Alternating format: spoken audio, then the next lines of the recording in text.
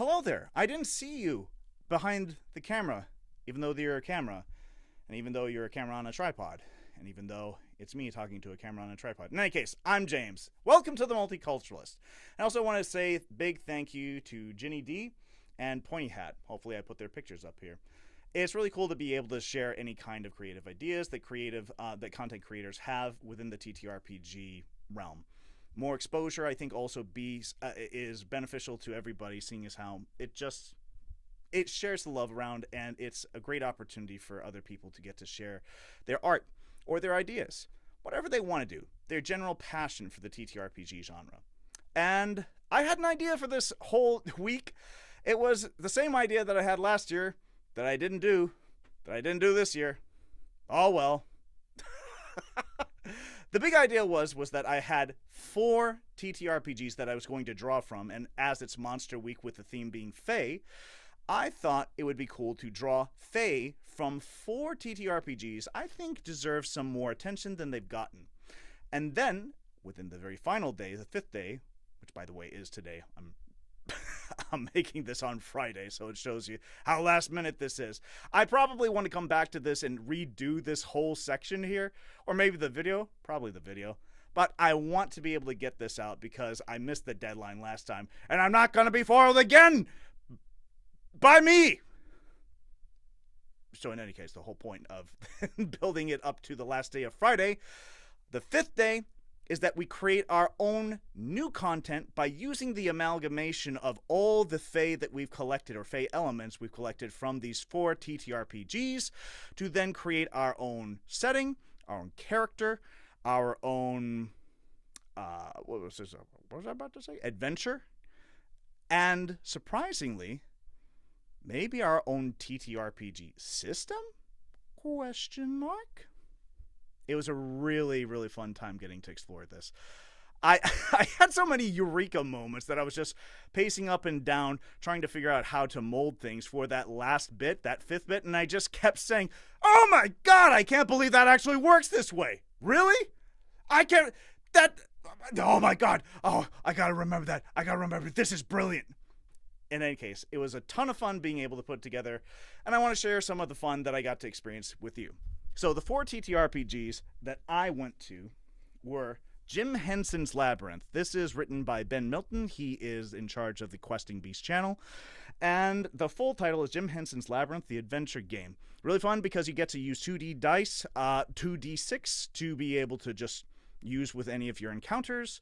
The advantage-disadvantage system also applies, being able to roll another die and another die less, and then going from scene to scene. It's narrative-heavy, very few numbers used at all, which is fun, and you get to keep pace with the bookmark as well. I'll show you that once I sit down. The next one is Dungeons & Dragons. Players' options, Heroes of the Feywild. I want to give this, it wasn't particularly necessarily this book, but because it's Fey, I chose it. I think we can use a whole lot more than we're currently using from D&D 4th edition. And I think some of that evidence that I can put forth is with Matt Colville, creating Draw Steel and being able to make a whole new TTRPG that many people have called a kind of advanced 4th edition. But the thing is that I was running a campaign with friends, and when I was looking for new ideas for items or bad guys, I actually was drawing from 4th edition for my 5th edition campaign. And it made me think, there's probably a whole treasure trove of things locked away in 4th that, because people are either too scared of diving into it because it is very, very semantic heavy with the language it uses in terms of trying to articulate what each item does or each attack does, etc., etc., and because of the general critiques that followed 4th edition.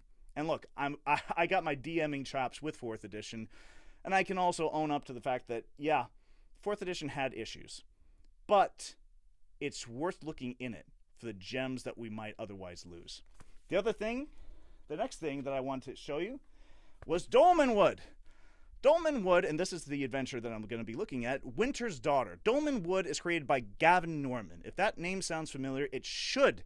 He's a cross-necrotic gnome, exalted funeral, and he is the guy that has made OSE, an OSR game that is very, very dedicated to the revival aspect of the OSR, Old School Revival, as it's called, OSE, Old School Essentials. Love Dolmenwood, though. It's a collection of eclectic European-based monsters, or more, not even monsters specifically, just simply lore-based environment, creatures, relations. It's some of the heaviest and most rich lore that I've ever seen, that if you're a GM, you're just going to love this to bits. But in any case, Winter's Daughter is a fantastic story for our purposes of being able to look into the Fey realm. There's also plenty of very, very cute and artistic drawings from the monster sections of the Fey, such as the, I think it was the fairy horse, and then the Boglegrump, or something like that. In any case, it's delightful, it's intriguing, it draws you in. I want to run a campaign with it. Plus, Dolmenwood is also a map that I'm going to be using down here. And then, the last but definitely not least, I've been wanting to find a way to talk about this for a long time. Memento Mori, brought to you by Two Mice.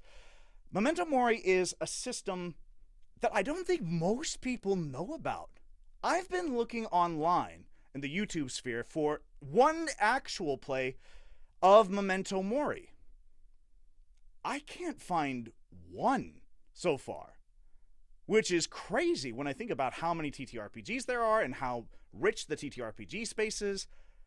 I can't find one. I can find trailers, I can find reviews for it, but not an actual play. And it's so interesting because it comes up with a variety of different mechanics. The blood corruption mechanic, the idea of losing a character but not really losing them within the lore of the game. The idea that you don't necessarily need number-heavy mechanics in order to have a grim, dark game. Now, that's an OSR feature, but I would have expected this to have heavier numerical math involved with this. It's very light. It's very narrative heavy. And what's cool about it is it uses D6 as well. We're going to come back to that because this is going to go so well with our final creation, and it's going to change everything. Let's get into it. This is Labyrinth, Jim Henson's Labyrinth, the adventure game. I want to show you something really cool about this.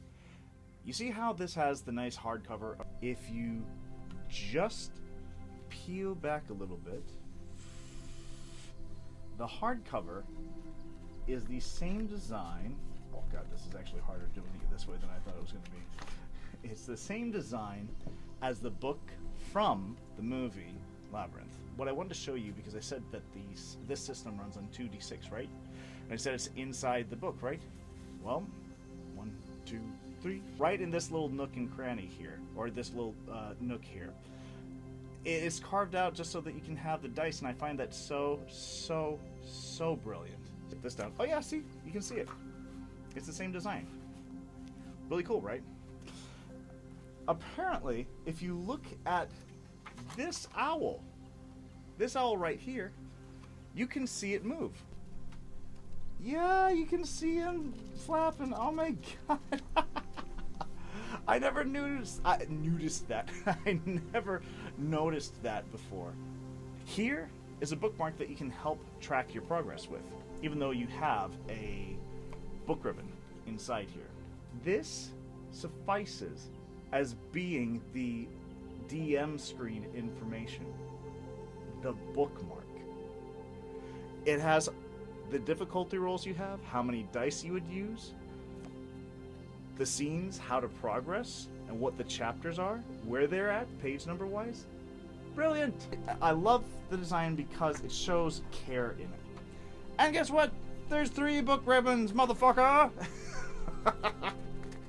How you progress within this story is that you use book ribbons. Well, basically, after you complete a scene, whatever you have to do in terms of completing the scene, you roll a die. When the group leaves the scene, roll 1 die, add it to the group's progress, then turn to that scene. So right, I just rolled 5 here, okay? What that means is that because I'm on page 9, so 5. 1, 2, 3, 4, 5. So 5. We would go to this new scene, Franz and Cleo, from our previous scene. And then the consequences are, if the party wins a game, they may pass, update their progress. If they fail, they may lose an hour or try to regain. And they play a game of some sort here. And it's really fun because they're all different challenges. But in any case, how you then update that progress is that you use one of these ribbons. Let's say it's the red ribbon. I'm going to use this, well, I'll use the red and gold ribbon, to then be here to update the progress. And now, what this means is that if I ever go back, I can go back to this point. I don't have to go back further than this point if something upsets my progress in a future scene. This is the base of where I'm going. So this game is pushing you along to the end. I really love it, and we're going to keep this in mind for the next TTRPG that we're visiting. Oh, also, something else to keep in mind, because I just remembered this. I want to make sure that I articulate what the point of is introducing this and what we can draw in terms of the Fey creation for later. I want to be able to draw something that keeps a progress, and the progress is dependent on 13 hours. If the 13 hours are up, that means the Goblin King wins and that you can't go back home. If you can use 2d6, important. It's very, very low numerically in terms of the system that you can use. And it has a lot of different creatures for the NPCs that wander around the maze. Some of them are friendly, some of them are neutral, some of them are enemies. Take your pick. And whomever the adventurers are trying to find their way up to the Goblin King to defeat him as he's in charge of his Goblin army.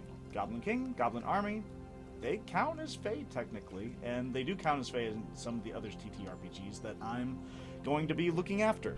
Going to be using that, and what I love about this is the progression from scene to scene to scene to scene to scene. It's the combination of exploration while also advancing a plot with oppositional parties as well. Dungeons and Dragons 4th edition player options, Heroes of the Feywild. I wanted to look into this because it's Fey oriented, and it's also a small glimpse into something that we can draw from D&D 4th edition. Now, D&D 4th edition had its own run and was also different in significant ways that you could find from other systems. How much like D&D this seemed to resemble, and with 3rd edition it didn't seem to resemble that much. But there are good things that come from it. Case in point, as I said, Matt Colville, before he had finished creating Draw Steel, had already made a list of different monsters that people could use for 5th edition that are styled in the same way that you would find any of the 4th edition books. Which then got me to thinking, not only could I then draw monsters from here to put into my own campaign with friends, I wanted to see what we could look in here. So, if I was to open this up just momentarily, the sections that I can tell you are of interest are going to be one particular location, and that's going to be the Maze of Phathon. The Maze of Phathon is very interesting to us because it has a resemblance to the labyrinth that we're going to be looking at later. Maze of Phathon. And there you go, you got a little maze there. And at the middle of this maze, you have a sacred tree. It's called Sacred Oak, or the Mother Tree. This Mother Tree is supposed to be the source of energy that helps power Fey, that helps give Fey life. It has a queen that guards it. Queen Phathon. It has different playable races: Satyr, a Hamadryad, and, if I'm not mixed, yes, a Pixie. Hamadryad are interesting because it's supposed to be a combination of elemental plus, Dryad. Was immortal, but then chose to become mortal for the sake of being a Hamadryad. You have different classes that you can be too. Okay, here we go. The classes. One's a Berserker, which is a version of a Barbarian. Then the other one, a Skald. And a Skald is a type of bard. Then you have these in different quote-unquote tiers. In 4th edition, there are 3 different tiers you could be. And the Wizard has a variant called the Witch, in this case. you could go from 1st to 10, which is heroic tier. You could go from 11 to 20, which is paragon tier. Or you could go to epic tier, which is 21 to 30. Wizard, you got the witch. This is a new area called character themes. Themes is just an additional feature that you can, or a category, you can think of it that way, to add on to whatever character you're playing with, as long as they're a Fey creature. So you have a Fey beast tamer. The one that we're going to be looking at for this one is Sithe Lord. Tuathan, which is a different, apparently a tribe of humans that lives within the Feywild as well. Unseelie Agent. Then different magic items that you can attune to. Then Fey magic gifts. I like Calm the Storm because Calm the Storm is an example of where you can, it's more roleplay, but it's where you could then have a hailstorm and turn it to snow. Or it could be a torrential rainpour and then you just make it a drizzle. What we're going to take from this, in particular, are elements of the Sithe Lord, a member of royalty who has attuned themselves to the finer things in life, and they are able to summon a Sithe ally. And that ally can always attend to you. You can have a bond where you share different things with one another. We'll get back to that. The location, Maze of Athon, and the Mother/Sacred Oak Tree, powering and giving life to the Fey. Alright, next TTRPG. Dolmenwood. One of my favorite scenarios, or rather settings, just because it's filled with so much information. This is a nearly 500-page setting. But in any case, we're not going to be looking at that for right now. Player's Handbook is also worth your time. There are things in here that you can draw that are unique to Fey-oriented things, or more to the point, Fey aren't really addressed as Fey here. They're called Fairy in general. And there are 3 different factions: Droon, Humans, and Fairy. And Fairy have a couple unique things to them. One is the glamour. Glamour is just simply this kind of different expression for a Fey ability or a fairy ability, something that's magical relating to the fairy people. And they can do it whenever they want. Then there's 2 unique things that they can do further than that, items that they can use. One is a lesser rune. The other is a greater rune. One of the greater runes is the Wild Hunt, if I'm not mistaken. But we're not going to use that either. What we are going to use and focus on for the most part is the Monster Book. For one very particular reason. There are a lot of different fairies that we can look into here. The next thing that I would like to then look over is this. Winter's Daughter. This is also going to be quite pivotal to creating our story for the arc that we're going for. Now, for the Monster Book, in terms of the fairy people that are there, you can go right back to the back of this and find monsters by type. Love that. Love that. Very easy to then just find a monster you're trying to pick up and then put into a scenario, whatever it would be. Fairies. The Barrow Bogey, which is a kind of like swamp-like creature. A centaur, an elf knight, an elf courtier, an elf knight, elf wanderer, a fairy horse, a goblin, grimalkin, which are cat people, red caps, which we know from D&D, shape stealer, which is pretty much doppelganger. Yeah, something like a doppelganger, but this is shape stealer. Sprite, basically pixies. Troll, we know trolls, they eat stuff, they're fairy still. This person on the front of this book is called Princess Snowfall at Dusk. She is one of the daughters of the Cold Prince. The Cold Prince was an evil lord that is of malicious elven figure and was driven off from Dolmenwood by the combination of Droon, human, and fairy alliance. Was one of those characters that stood against her father. And one of the ways she stood against her father was that a hero of this alliance, Sir Chide, a human knight, was somebody who she fell in love with and whom fell in love with her. And because she knew her father would not like it, or rather because her father found out that she was in love with him, he put a curse on her to stay within a tower until she recanted her love for her Sir Chide. Or if Sir Chide happened to come and then their love was requited. She stayed there, and Sir Chide eventually passed on. He had a tomb that he was buried in. He had a ring that was a symbol of the love between him and the princess. And slowly but surely, as the princess waited for her love to return, but never could because he had passed on, and she was pretty sure that he had also passed on, the realm between Sir Chide's tomb and the environment into which this tower, where the princess was also held captive, those two realms started to bleed into each other. You could meet with her, and she would give you, as an adventurer, the quest to go find the ring so she may be united with her love. This is Memento Mori. Now, I probably want to go into Memento Mori on its own just in depth because it's an amazing system, but we don't have the time for that. Instead, I want to show you how cool the hardcover is, or rather the material, the medium into which this content is recorded, is presented. You see this box? This is the Memento Mori box. Now you might just think, oh hey, well all I have to do is then open up this box and then get whatever the content is inside. You would kind of be right, but you're a little bit wrong for one reason. You have to open this up from the front. You see these? This is one whole panel. And it has magnetic markers on the sides that you can open up. Can you see that? But it's not just that. Once you open this up, this piece of what you could say cover is not just simply a slip cover for something. It is a slip cover, or rather it's a protective cover for the books inside.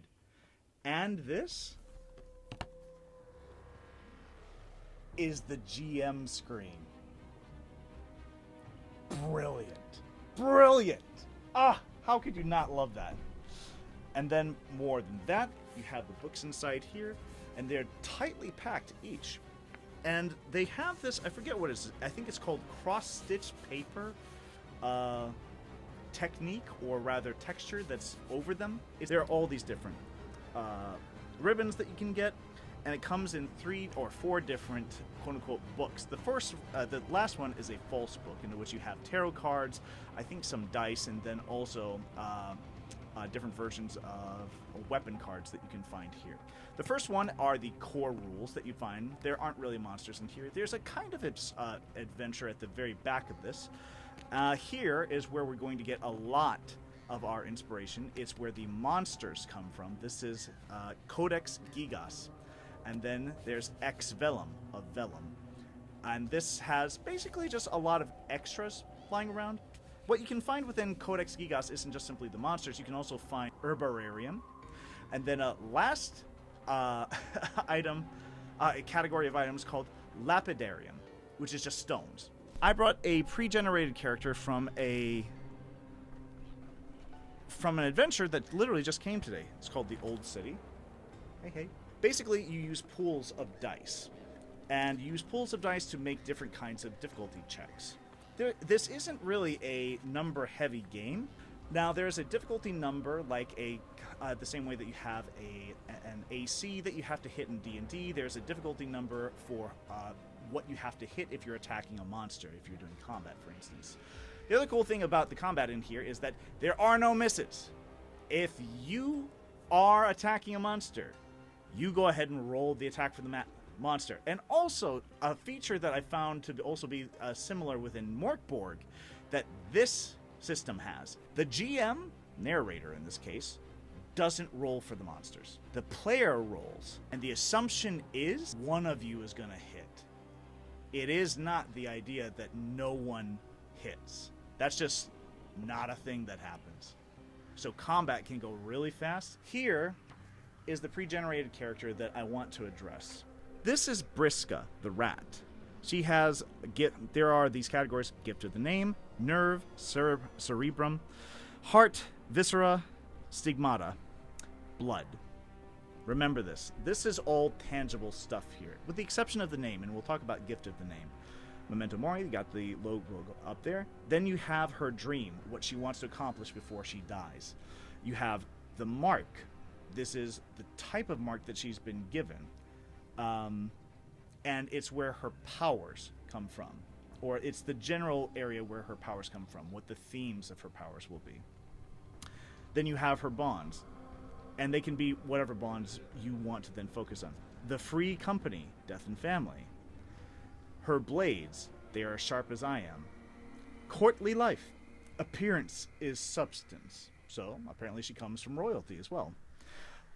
Good pick on this, by the way. I just kind of randomized this, but this is going to be a good pick for later on when we're making our stuff. I just love it all. Okay, in any case. Her virtues, she's an acrobat, she's a spy, she's daring. And then there are the gift of her virtues. And it's interesting because you have different boxes down here as well. Which new desire will emerge from the ruins of your bonds? And then you have different boxes you'd fill out here, different boxes you'd fill out here, different boxes you'd fill out here. I might be wrong about this, but I have to double check what these boxes mean. But in any case, you'll notice that in the more tangible area, nerve, cerebrum, heart, viscera, blood, you have one of these pips filled in. One of these little diamond squares filled in that's completely black. That will always be black because this is corruption. It is corrupted blood from the Black Plague of Europe. But it's not just simply the Black Plague. The Black Plague also brings with it an evil, a darkness that comes from beyond the veil. A realm of darkness, and that corruption takes form in the Black Plague here. And what happens is that our character, slowly, as they go on, time after time, if they want to roll something, like let's say this, they want to roll an intelligence check. They have 1 pip for the intelligence check, and then they roll for it. You get 1 white die for that. Bing. But if you're going to roll for it, I believe you roll with the cerebrum pip and the blood pip. So there's always that 1 black die that's there as well, in addition to 2 other die. So you have 1, 2, 3 white die and 1 black die. And what happens is that you can consistently roll white die for quite some time. But something slowly happens. Eventually you start rolling a 6 on that black die. That's called a dark success. You succeed at whatever you're doing, and you succeed amazingly. But you then add a corruption point to your own blood. And what happens over time is that as the corruption fills this chalice, you then have to corrupt other areas that are tangible and even other areas that are intangible. These general broad ideas, concepts even, bonds, virtues, and name. And what happens as they become corrupted is that slowly but surely your character starts feeling differently. It starts feeling the corruption, sensing the corruption. If you corrupt part of the name, for example, you have to erase one part of the name, and this sense of feeling as though you're lost, or you're not who you completely remember to be. Memories kind of maybe fade in and out, or maybe your own sense of self fades away. And in place, something corrupt beyond the veil is taking over whom you previously were. Every character, every player character in Memento Mori will die. But death isn't the end of the player necessarily. Death is just simply when you turn that character over to the narrator. And what happens from that point on is that the narrator can take that character and do with them whatever they want. They could become lost within the environment. They could become the new villain for the rest of the player characters. A number of different things could happen with them.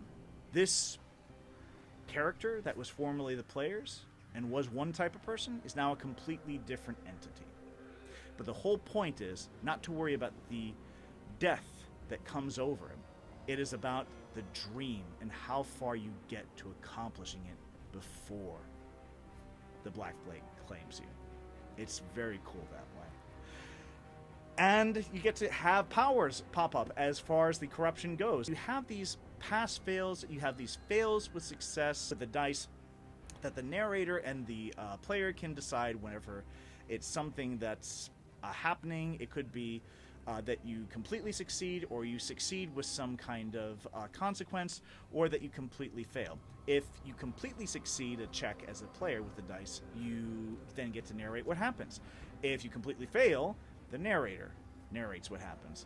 But if it is a success with some kind of complication, or rather a success with some kind of consequence, you and the narrator negotiate what happened. And if you can see this from up above, this looks like used paper, like dirtied paper, or just simply semi-ripped, or just flipped through a bunch. This is on purpose, and I love it for that reason, because it gives, again, this atmosphere of the book, of trying to feel what you're looking through. You're looking through this own, you're looking through this book of antiquity, of lost anything, of lost information, knowledge. And this is what they look like. It's just so cool. You get, Goblin and Little Folk. We're going to be using that, by the way. That's an important one. With the Goblin and Little Folk, you have this amazing drawing that is some of the best black and white line art that I can find. Let me find one that's not so super crazy. Some of these I can't show at all because it's too graphic. But it's one of the reasons to get this, if for anything. Just an amazing appreciation for the art. Oh, the Hydra. We're not going to use this in the Fey adventure, but oh my god, just look at that. I can't tell what's a head and what's just teeth and what's... It all looks like a kind of body horror Cthulhian snake, but this is supposed to be a Hydra. Bruh. It's amazing. I can't recommend this. I can't recommend this TTRPG system enough. It's just fantastic. Mav's Egg. This looks like the Behelit from Berserk. And this is going to come in handy, or this is going to become something that we use. We're going to take this from Memento Mori and use this for our Fey adventure. Princess Mav presents this egg to her favorites. Nobody can claim to understand the reasons for her plans or how far her foresight can reach. The egg can remain dormant for years and even centuries, but when its 3 eyes open, it changes whoever is carrying it forever. The body of the carrier is twisted, their power changed, their rank beyond the veil elevated, and everyone knows this instantly. Some divide this power in 3, some in 5. But sharing in this power means also sharing in the terrible curse of the egg. So, something foreboding comes from just holding this egg. It's only when the eyes open. It's berserk, it's berserk, it's berserk when the apocalypse happens. In any case, we're going to be using this, and then let me get through the other sections of this to get to some of the monsters that I can show. Don't know if I can show that. The Hamadryad. So Hamadryad is here, just like we had Hamadryad back in the Heroes of the Feywild player options for D&D 4th edition. We have them here, a more corrupt version. Mares and hags are creatures that we can take with us on this Fey adventure as well. And what I'm thinking is that we can use them not only side by side, but also with some of the other Fey creatures we're garnering for this project. Satyrs, Silenos, and I don't know if I said that right, and Centaurs.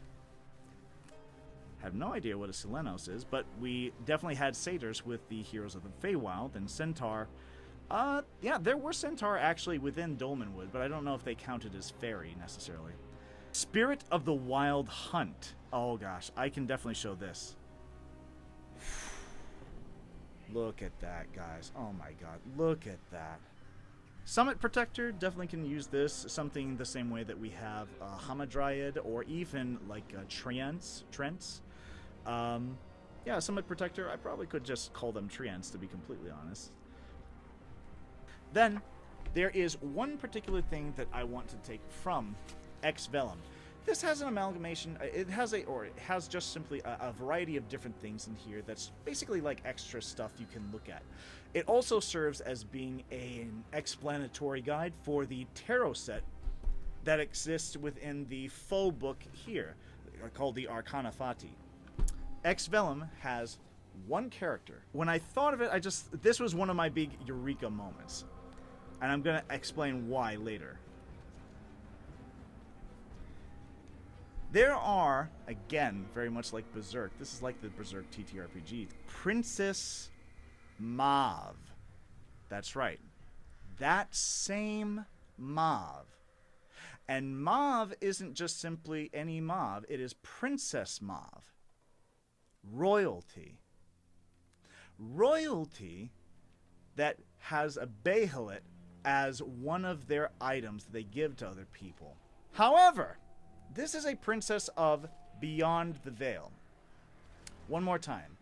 Princess Mauve is a princess, and she is beloved by the creatures that she rules over. The kobolds, the goblins, the little folk, the satyrs, I think they said griffins? No, not griffins. Wyverns, manticores, dryads, harpies, etc., etc. There's a lot of general fantasy creatures there, but there's a lot of dangerous fantasy creatures there. And even though it's nothing but positivity said about her, she is beyond the veil. Which makes for an interesting question. How can we make her part of our story? Well, what if we thought of that adventurer that we're going to make in the Labyrinth? What if that adventurer in the Labyrinth happened to be somebody from a Fey background, a Seethe Lord, who is then going to then take on the Goblin King within the Maze of Hathon from D&D 4th edition? What if it wasn't just simply a Seethe Lord going towards the Goblin King, but it was somebody from the realm of Dolm who had a connection to this Goblin King?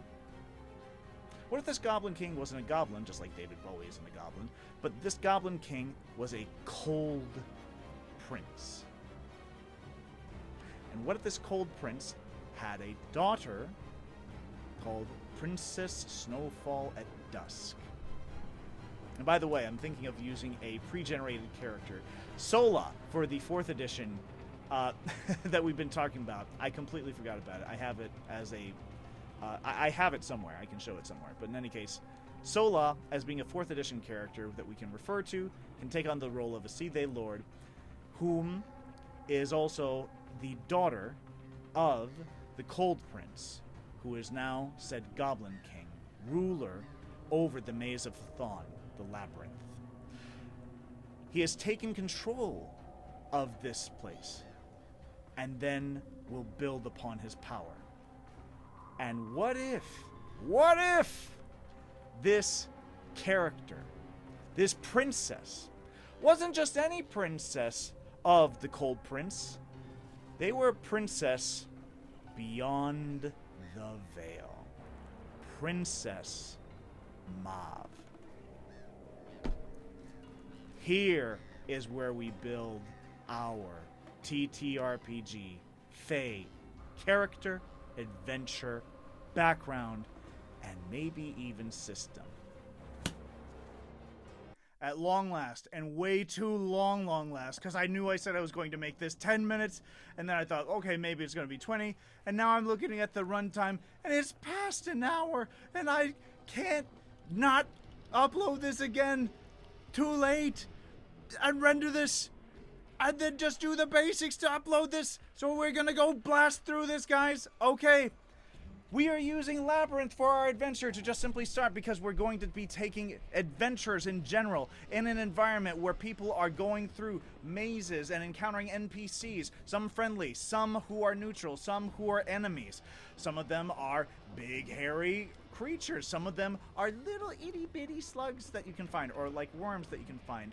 And a variety of different interesting Skeksis-looking Labyrinth, David Bowie controlling Jim Henson on acid on a bad trip inspired creations. And with this, we have D6 that we're using, and a bookmark that we're using to progress the system. Matter of fact, what we're using instead of hit points to determine whether or not the players are successful with this is whether they are able to then finish the adventure within 13 hours. Whatever that 13 hours happens to be in terms of how many checks they fail or succeed, they're always progressing forward. That is how it's kept. We're going to keep that progression system forward there for a second. But first, we're just going to stick with the idea of the adventurer, okay? Just the idea of the adventurer. The next thing that we're going on to is the D&D 4th edition Heroes of the Feywild player options. When we look at this, we have the option of a Sea They Lord, and we have the environment of a maze, similar to a labyrinth. So you know what? We're going to combine that maze with our labyrinth, make it a maze labyrinth that includes what's at the middle of the Maze of Fathon. At the middle of the Maze of Fathon is the Mother Tree, the sacred oak, the very thing that gives life to the Fey. Well, why is that important? Because if it is captured, what happens to that energy? What happens to the Fey? What happens when someone hoards that energy, controls it with malevolent intent? So now we can use not only a pre-generated character that we're going to use called Sola from 4th edition, who happens to be a cleric war priest that is a Sea They Lord who is able to summon servants that can assist her, and a person who is able to then also exchange powers with one another, with somebody whom she trusts. That is going to come into play really quickly. Here's why. Really quickly? Oh yes, very quickly, for one reason. Dolmenwood, we are going to be using the fairy creatures that come from here, the variety of elves, the trolls, the hags, the fairy horse that I always love mentioning, and everybody else, the barrow bogey as well. And they will be our normal versions of the NPCs that can go along with the labyrinth versions of Fey NPCs within our maze labyrinth. However, we're going to add to that character. What are we going to add to that character? Not just simply the protagonist character, Sola, the Sea They Lord, who is a cleric war priest, who is an adventurer trying to get through the maze labyrinth of Fathon in order to save the oak, the sacred oak / mother tree from the Goblin King. We are going to be talking about that protagonist and our antagonist, the Goblin King. We are now going to be using the princess from Winter's Daughter. Princess Snowfall at Dusk will be our protagonist that leads our party and that we play, going up against her father, the Cold Prince, whom is the Goblin King. She is locked away in her tower. However, because the Cold Prince went out to then conquer this mother tree, this essence, this source of Fey energy, his own power waned from the curse that he had put on his own daughter. And because of that, she was able to break the curse, then go to her beloved Sir Chide, take the ring, have a moment with him, and as she continues on her adventure, the ghost / memory of Sir Chide stays with her as an example of the person that she can become. Not just a princess, but a princess who is of Sea They Lord rank, who is becoming a war priest, someone who heals the land, a clerically war priest who goes out through the maze labyrinth of Fathon to recapture the mother oak, the mother tree, the sacred oak from the Goblin King, who is the Cold Prince, who is her father. And that doesn't stop there. We keep going. What's the next thing we do? Oh, here comes Memento Mori. Remember the very beginning, almost over an hour ago, in the raw, uncut version of this video, which I'm hoping isn't really an hour, that I said, this will change everything. This changes everything. Memento Mori takes our somewhat adventurous, semi-dangerous, and heroic conflict that we find within our Feywild antagonists and our protagonists into a grim, dark adventure. And I can't tell you how brilliant all of this becomes. because the Cold Prince takes that mother tree, the sacred oak, and it deprives the Fey from their life essence. It brings about that corruption. A blood corruption that ekes through the very Fey creatures that used to reside within the labyrinthian maze itself of Fathon. As does that blood corruption eke through our own protagonist, our princess. But they're not just any princess. I'm going to get to that in a second. No, I'm not. I'm going to say it right now. They are our Princess Mav. Princess Mav is now also the princess who is part of this adventure. A princess beyond the veil from this nightmare realm who has a Bahamut called Mav's Egg that pretty much summons in the apocalypse. Do you see? Do you see what happens now? This adventure, which used to be propelled by the labyrinthian mechanic of a bookmark pushing the players forward, no longer solely has the bookmark to push them forward as hours count down. This isn't just simply hours they've spent within the realm of David Bowiedom. These are the hours that we have left before Mav's Egg's eyes all open and the apocalypse occurs, washing all protagonists in darkness before they can accomplish their goal of defeating the Cold Prince. But more than that, Mav's, what do I want to emphasize next? Not only is that one way that this adventure can now end, that is dependent on having those 13 hours be connected to the opening of the eyes of Mav's Egg, this Bahamut, this item of apocalyptic destiny. They are subject to the blood corruption that ekes through. Because not only do the monsters from beyond the veil come and are a part of this Cold Prince's army that now occupies the sacred oak, the mother tree, they help encourage that corruption.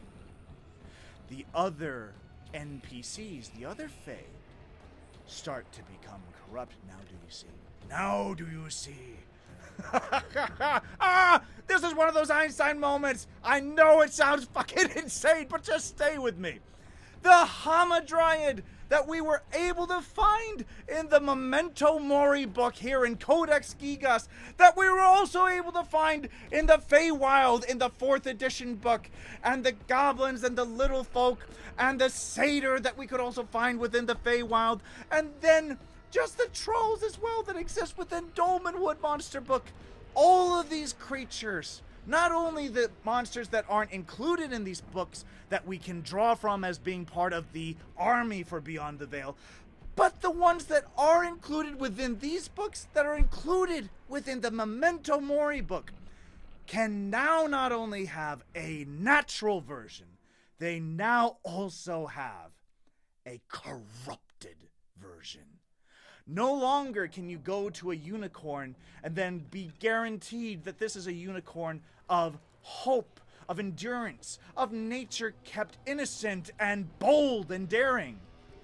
This is repugnance of a leftover supposed beast that trails along its own malformalities and further taints all it touches.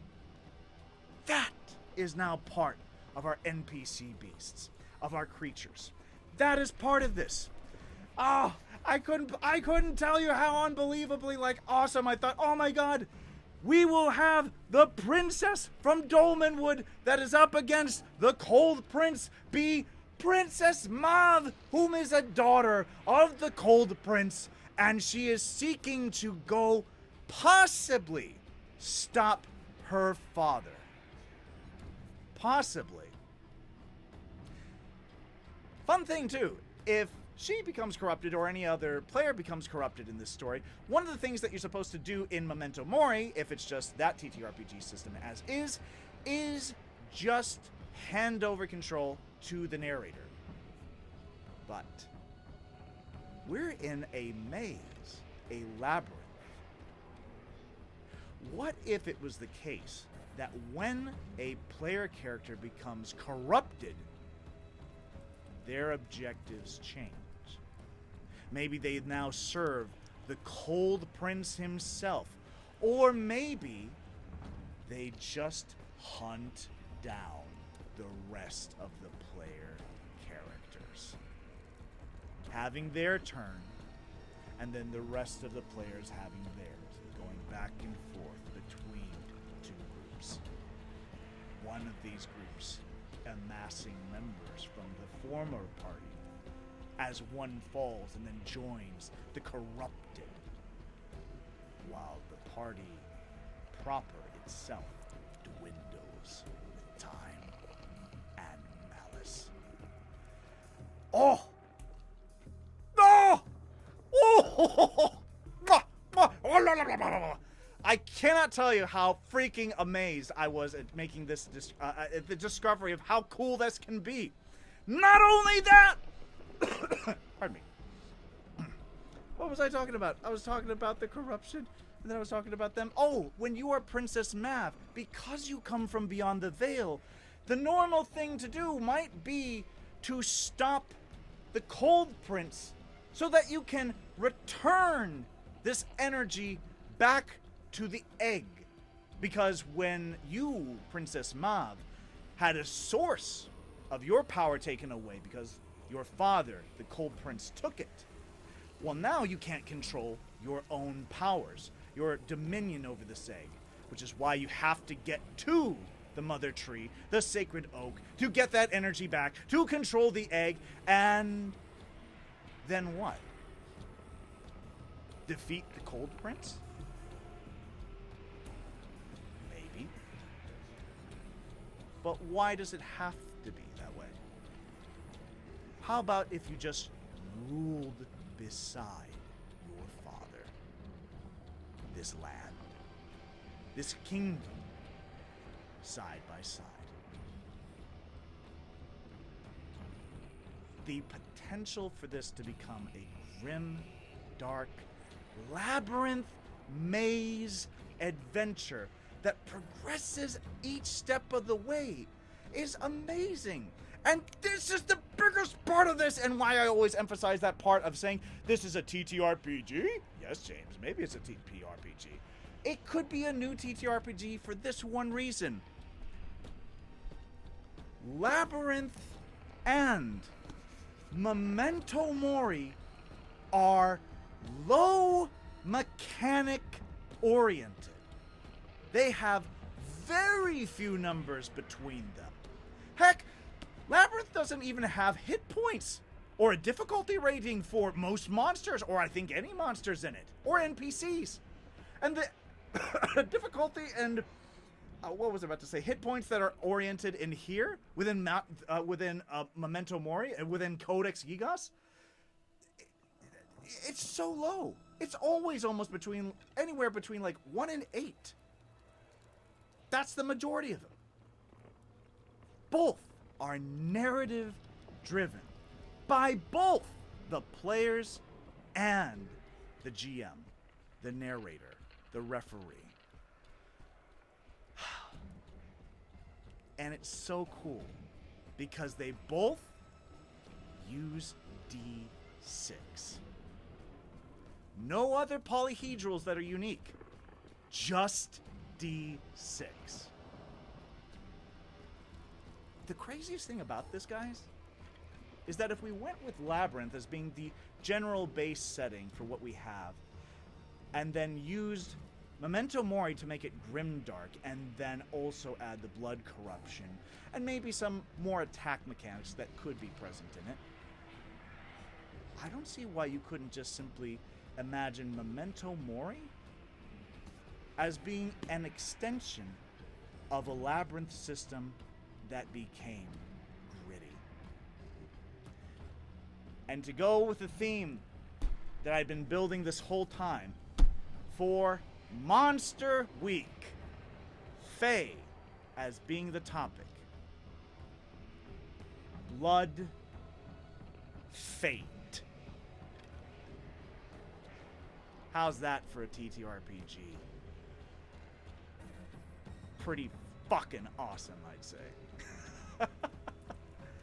In any case, best of you guys. Thank you so much for bearing with me through this whole thing.